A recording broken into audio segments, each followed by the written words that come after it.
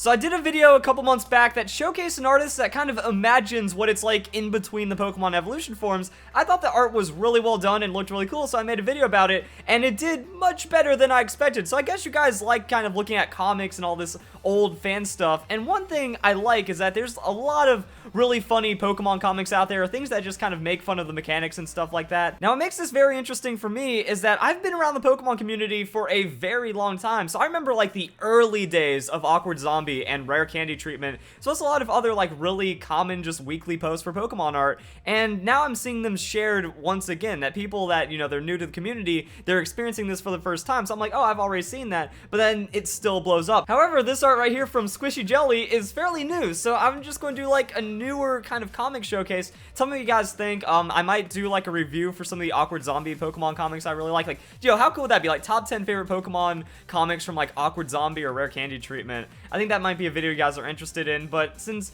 I didn't really expect this video to do as well as it did, so I hope you guys like enjoy me just doing it for this comic as well, because I found it very entertaining, so I think it's worth just sharing and promoting the artist as well. With my high speed stat and various offensive move types, I can destroy almost any foe before they even move. Sucker Punch.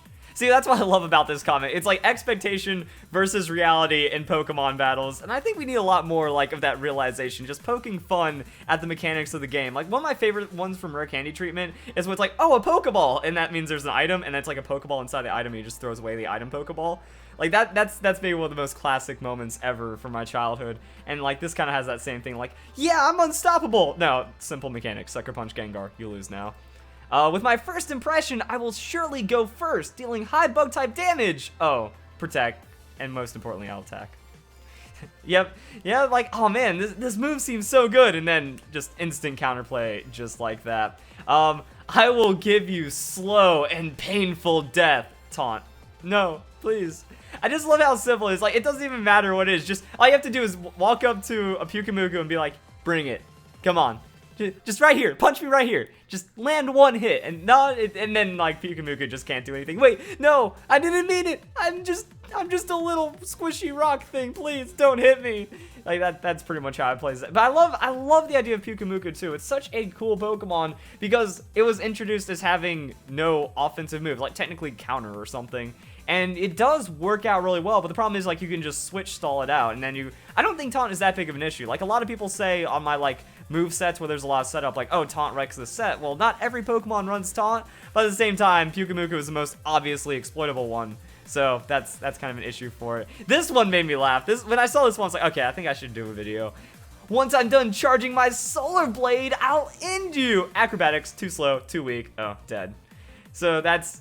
yeah, I think that actually sums up Lurantis about right. That its signature move, it's a physical type Solar Beam, which is maybe one of the more interesting ideas. It's also an exclusive move to Lurantis, so that had a lot of promise. Then you look at Lurantis, the Pokemon is kind of a mess. It gets Contrary as a hidden ability, but that doesn't work with its signature move or a lot of like its thematic aspects. So that's kind of awkward right there. And then it also has Leaf Guard. Well, for those of you who don't know what Leaf Guard does, that's okay, because I don't think I've ever seen it in a battle competitively. During harsh sunlight, Leaf Guard prevents the Pokemon from being infected by non-volatile status.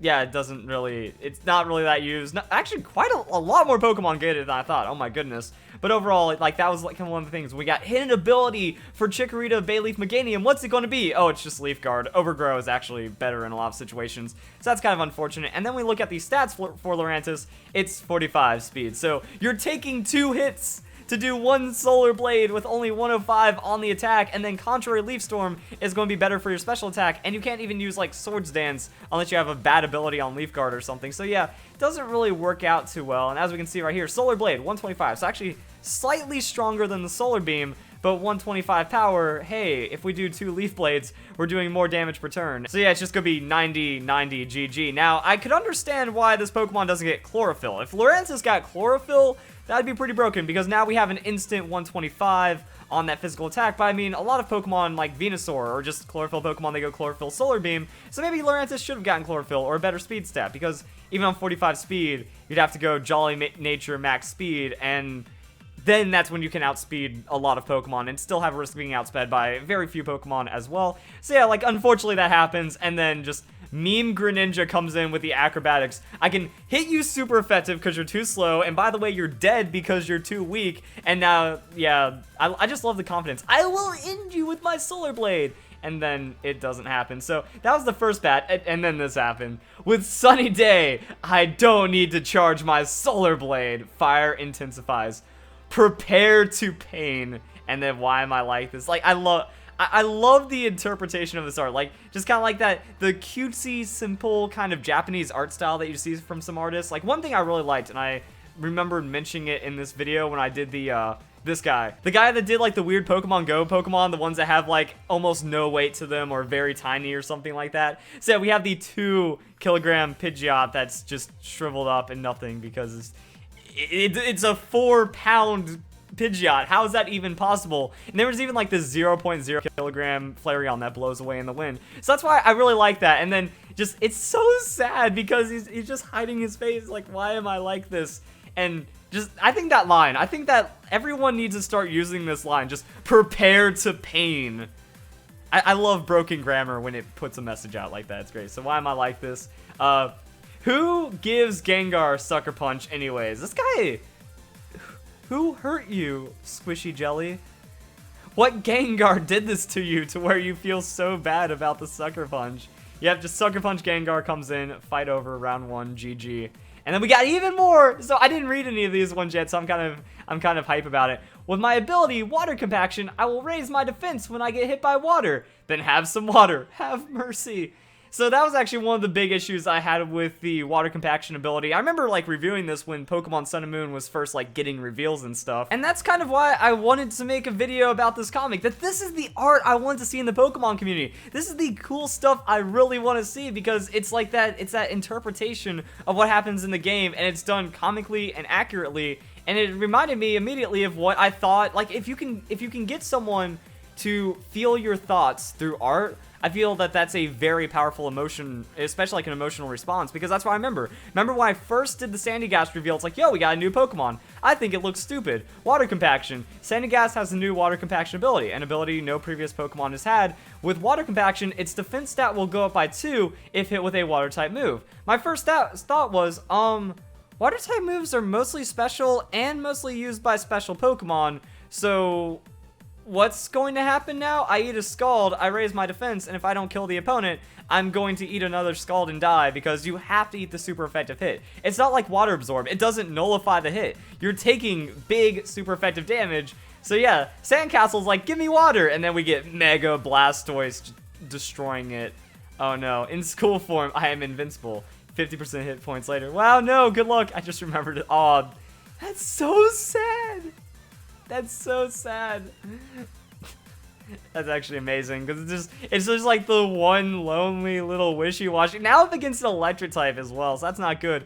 Oh, the generic excuses. I don't get paid for this. Maybe next time. Just remember to think. Good luck. Wow, no. Shh. Cowards. I think that's something we never really realized. You know, with the schooling form, you know, like once it gets hot, they all just abandon your wishy-washy. That's really upsetting. Oh no, with my emergency exit ability, when my hit point is at 50%, I can instantly switch out or flee. Flee it is. Oh, that's so bad. I was like, wait, why is it Lycanroc? Oh, it's the shiny Lycanroc. That's great. Because now that I'm thinking about it, that feels about right. You know that graph when it's like, this reminded me of the various graphs and pie charts about critical hit ratios in Pokemon. No, critical hit rate, it's the same rate pretty much no matter what. Trainer battle, wild Pokemon you have yet to catch. And also, as the remaining hit points get lower, the critical hit chance gets higher. I love it. And then there's the same for like legendary Pokemon. You know, we have this, when you're trying to defeat them, what's a legendary Pokemon and you're trying to catch them. And it's like, oh yeah, you're just going to crit all the time when that happens. Same for like shiny Pokemon. It's like, when is a shiny Pokemon? You always crit. This one, I love this one. When it determines whether I win or lose, like almost never. When it actually helps me win and when they would have died anyways. That's going to be a majority of your crits in Pokemon. So again, that's why I love this. Why I realized what happened. It just clicked for me. And I can switch out or flee. It's like flee it is, but no, I need to catch the shiny Lycanroc. Damn it. So there we go. Is that it? Oh yeah, and then we have, ooh, Solar Blade actually looks pretty neat. Cool. So there we go, guys. That's just some art, and it looks like there's like more tweets. I mean, look at all these. I'm gonna go retweet these right now, so that way it kind of lines up with the video release and stuff.